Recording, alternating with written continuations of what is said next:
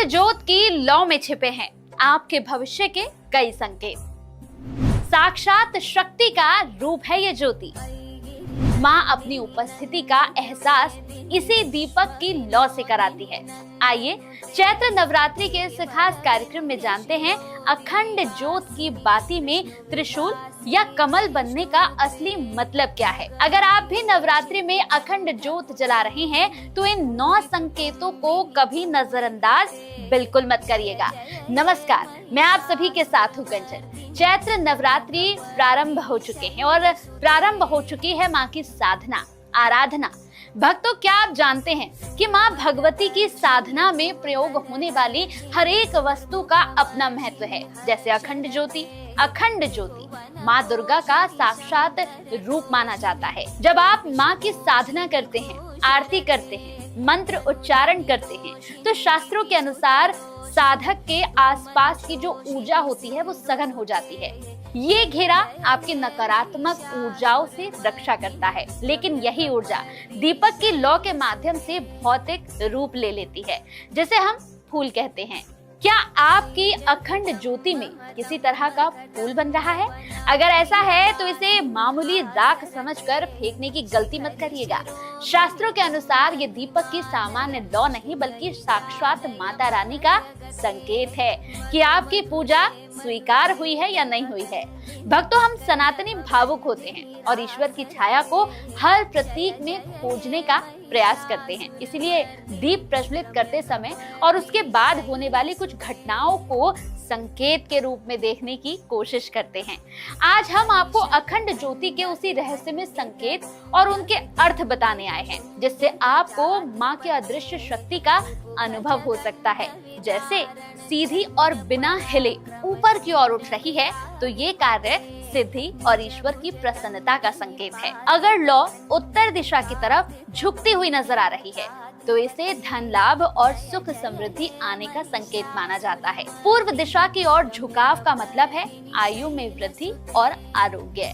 लौ के रंग से आप अपने घर में आने वाली ऊर्जा के रूप के बारे में समझ सकते हैं। जैसे अगर अखंड ज्योति की लौ सुनहरी या सफेद है तो ये सात्विक ऊर्जा का प्रतीक है। इसका अर्थ है कि घर की नकारात्मकता धीरे धीरे खत्म हो रही है।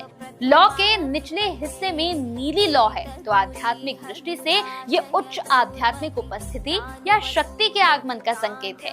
कई बार ज्योत में फूल का आकार बन रहा होता है। ज्योति के जलने के बाद ऊपर जो काली राख जम जाती है उसे फूल कहा जाता है। इसके अलावा कभी कभी इसमें त्रिशूल, कमल का फूल या किसी देवी देवता की आकृति बनती है। अगर ऐसा है तो इसे साक्षात ईश्वरीय आशीर्वाद समझिए। इसका अर्थ है कि आपकी प्रार्थना स्वीकार हो गई है। 2 मुखी फूल बन रहा है तो ये परिवार में खुशहाली और किसी शुभ समाचार मिलने का संकेत है।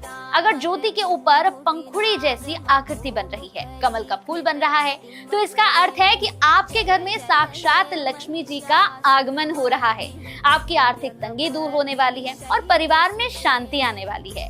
त्रिशूल की आकृति अगर लौ के ऊपर 3 नोक वाला त्रिशूल जैसा आकार उभर रहा है तो माँ दुर्गा की शक्ति का सीधा प्रतीक है। इसका मतलब है कि आपकी और आपके परिवार की रक्षा हो रही है। शत्रु बाधा, तंत्र मंत्र या नकारात्मक ऊर्जा जो आपको परेशान कर रही थी वो अब खत्म हो जाएगी, नष्ट हो जाएगी।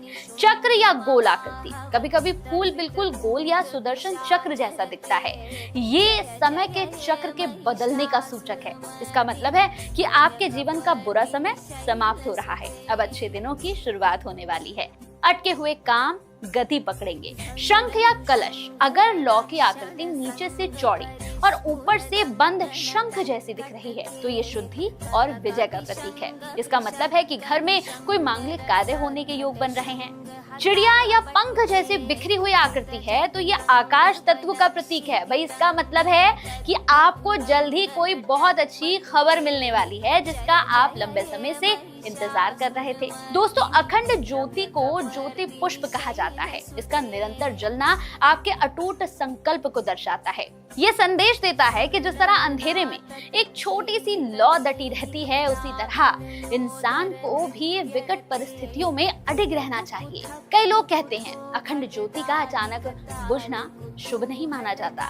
ये आने वाली किसी बाधा या पूजा में किसी त्रुटि का संकेत है। लेकिन यदि हवा या किसी कारण से ज्योति बुझ जाए तो तुरंत माँ से क्षमा मांगकर उसे पुनः जला दें। किसी भ्रम को अपने अंदर ना रखें, बेहतर होगा। अखंड ज्योत के साथ आप एक अतिरिक्त साक्षी दीपक हमेशा जलाकर रखें। इसके अलावा अगर फूल बहुत भारी हो जाए या फिर लौ छोटी होने लगे तो उसे चिमटी से धीरे से हटाकर किसी गमले या पवित्र स्थान पर रख दें, ताकि अखंड ज्योति निरंतर जल सके। तो दोस्तों, अखंड ज्योति की शक्ति को धारण करें। आज के लिए इतना ही। आपको आज का वीडियो कैसा लगा कमेंट में मुझे जरूर बताइएगा। वीडियो पसंद आया हो तो इसे जितना हो सके उतना शेयर भी कर दीजिएगा। चैनल पर नए हैं तो भाई चैनल को सब्सक्राइब करना बिल्कुल मत भूलिएगा। माँ दुर्गा आप सभी पर अपनी कृपा बनाए रखे। जय माता दी।